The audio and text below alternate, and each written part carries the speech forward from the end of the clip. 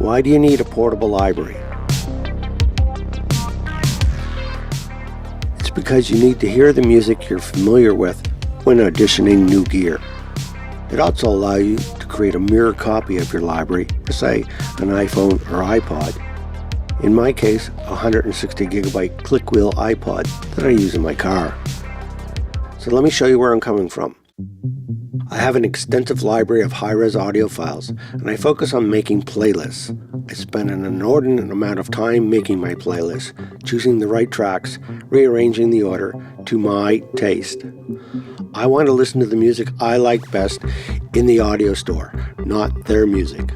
I may not know their music. If you haven't noticed, high-end audio stores play the same thing. Norah Jones, Julian Lage, Doug MacLeod, London Grammar, you get the point. When I listen to new gear, I want to hear the music I'm familiar with. I want to bring my own playlist, which means my own library. I have built my library and playlist to fit on a 1 terabyte USB stick. I use a SanDisk Extreme, but you can use whatever you want. Here's how I did it. To create playlists, I'll use Audervana.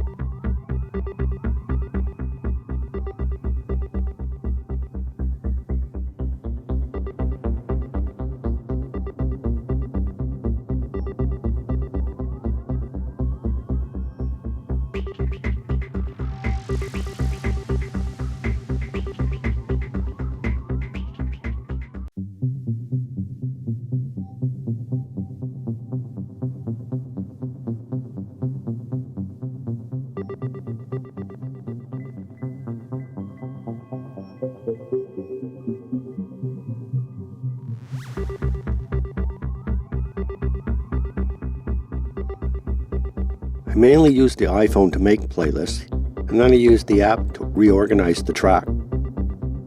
But you can do that on the app as well.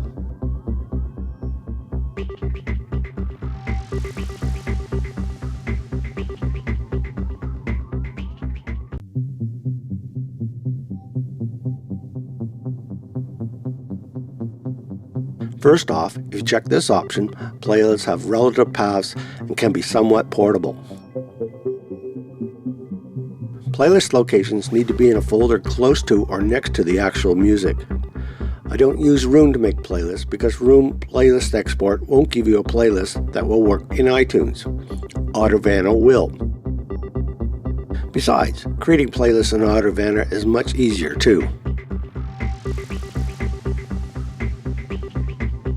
Once I have my playlists, I export them to my playlist folder.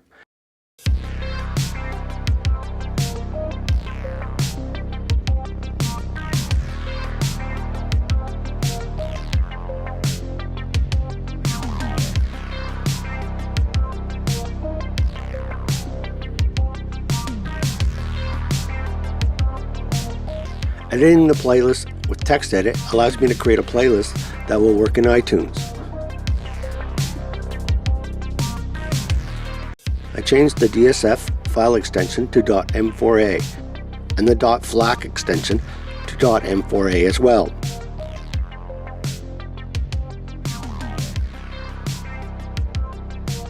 Save these changes and the playlist will work in iTunes.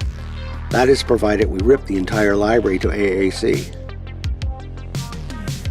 And we do that using an app called XLD. XLD will batch convert the direct stream digital FLAC files of your high-res library into AAC for use on the iPhone or iPod. Simply set the preferences in XLD to use MPEG-4 AAC encoding and set your target directory. In my case, it's SACD library AAC.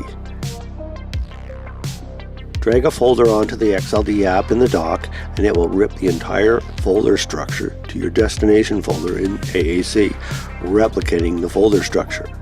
It's quite an efficient tool that makes a tedious job quite easy.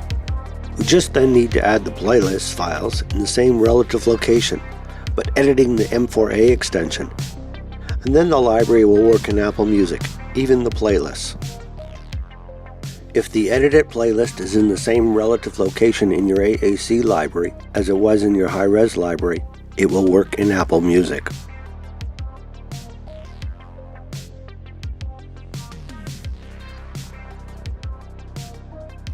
Simply drag into Apple Music to import.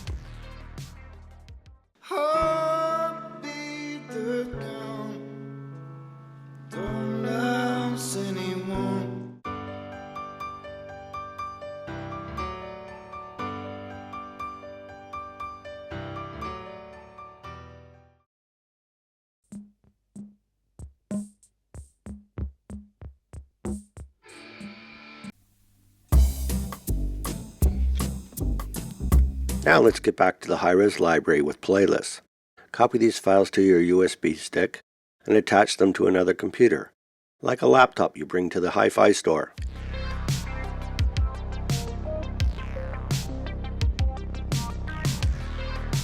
Import this playlist into Roon or Audirvana on the laptop. You now have a portable music library you can take to Audition Gear. Since this is the music you're most familiar with, it will be easier to judge the audio equipment you're testing.